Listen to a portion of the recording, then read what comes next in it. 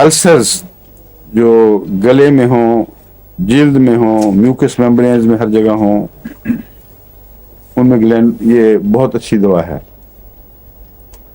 और मरकरी के का जो मुंह है उसका नक्शा भी है, F3 अल्सर, गले की भी खराबी, उसमें भी नासूर से बने हुए, ये सारी तस्वीर फाइटोलाका में पाई जाती है।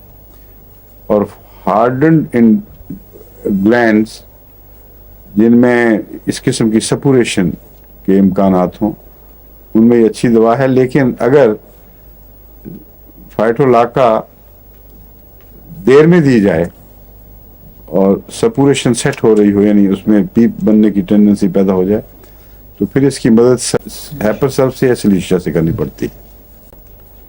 इसकी म्यूकस भी हैपरसल्फ से मिलती है, थिक टेनेशियस, जो म्यूकस गले में रहती है, हर वक्त तंग करती है, वो गाढ़ी भी होती है और चिमट जाने वाली। अब औरतों के लिए, ख़ास तौर पर दूध पिलाने वाली औरतों के लिए, तो ये दवा बाज़ दफ़ा बहुत ही अहमियत रखती, गैर मामूली अहमियत रखती है, क्योंकि वो अलामतें न मरकरी में हैं न किसी और मारूफ दवा में। अब छाती का कैंसर ग्लैंड से शुरू होता है, ग्लैंड्स की स्टिफनिंग से उसमें नज़र आ जाती हैं गुठलियाँ वगैरह तकलीफ दे। लेकिन इसमें तीन दवाएं ऐसी हैं जो कैंसर से पहले की स्टेज में बहुत मुफीद हो सकती हैं और कैंसर के एहतमाल को कम कर देती हैं या बाज़ दफ़ा ख़त्म भी कर देती हैं। बाज़ दफ़ा इसलिए हम कहते हैं कि पता नहीं वो कैंसर बनना था भी कि नहीं, लेकिन जब ये दवाएं दी जाएं तो ऐसी औरतों में वो गुठलियाँ कैंसर नहीं बनती जो बिलअमूम अगर छोड़ा जाए तो कैंसर बन जाती हैं। इसलिए अगर ना बने तो हम अंदाज़ा ही कह सकते हैं, यकीनन नहीं कह सकते कि कैंसर था। वो अक्सर होम्योपैथ ने टेस्ट तो नहीं करवाया हुआ, लेकिन ये देखा है कि जो गुठलियाँ इन दवाओं से खुदा के फजल से शफा पा जाएं, उनमें फिर आगे बहुत सी परेशानियों और तकलीफ़ों से निजात मिलती है। फाइटोलाका में भी हार्डनिंग ऑफ ब्रेस्ट्स बड़ी नुमाया है, ब्रायोनिया में भी बहुत है, बेलाडोना में भी बहुत है। बेलाडोना में तो सुर्खी भी बहुत नुमाया पाई जाती है साथ, लेकिन ब्रायोनिया में बगैर सुर्खी के सख्ती, जिसको ज़रा सी भी हरकत से शदीद तकलीफ पहुंचे और बाज़ दफ़ा पूरी ब्रेस्ट गुठली बन जाती है सख्ती में, उसमें फाइटोलाका भी ब्रायोनिया से बहुत मुशाबे है। लेकिन फाइटोलाकिया की जो करतूतें हैं वो ब्रायोनिया में नहीं हैं। ये दूध पिलाने वाली औरतों के लिए एक, यानी फाइटोलाका चूँकि ऐसी बातें करती है, इसलिए होम्योपैथिक में बेहद मुफीद है।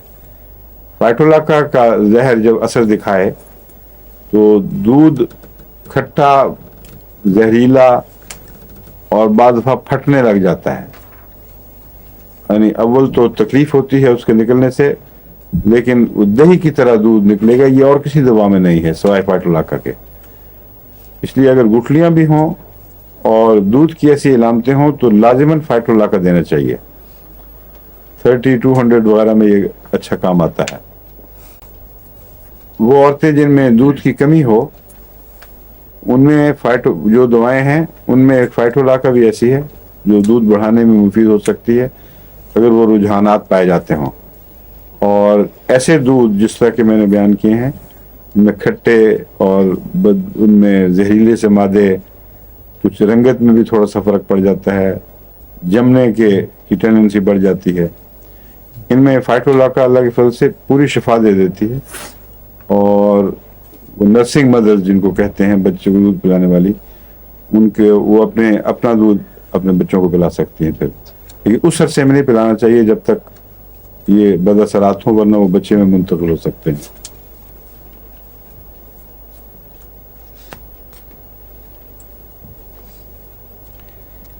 इसमें जो छाती की तरफ तकलीफों का रुझान है वो ज़्यादातर कोल्ड और डैम्प, यानी ठंडे और नमदार मौसम में होता है।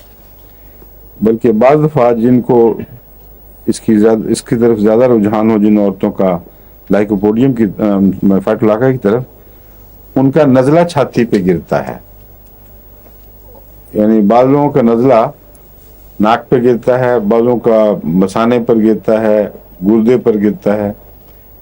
جب ہم یہ کہتے ہیں تو ایلوپیتھک میں پتہ نہیں اسے تسلیم کیا جاتا ہے کہ نہیں، مگر کولڈ اگر ناک میں ہو تو اندرونی میوکس میمبرینز میں بھی ہو سکتی ہے. اور ویسی علامتیں تحریک کی، پانی کا نکلنا اور بے چینی، چلن، یہ سب علامتیں وہاں بھی پیدا ہو جاتی ہیں. تو اس میں یہ عجیب بات ہے کہ نزلہ چھاتی پر گرتا ہے، گویا کہ چھاتی کے اندرونی حصے پر نہیں، چھاتی کے گلینڈز پر، اور وہاں ہارڈننگ شروع ہو جاتی ہے، دردیں شروع ہو جاتی ہیں. ایسی صورت میں فائٹولاکا خدا کے فضل سے بہت ہی زود اثر ہے اور جلد اثر دکھاتی ہے. اس میں دودھ دھاگے دار بھی بن جاتا ہے. بعض دفعہ دودھ نکلتا ہے تو جس طرح مکڑی کا جالا ہو، اس طرح اس میں دھاگے لمبے لمبے پائے جاتے ہیں، ایک دوسرے سے ملتا ہے اور سٹرنگز بنا دیتا ہے.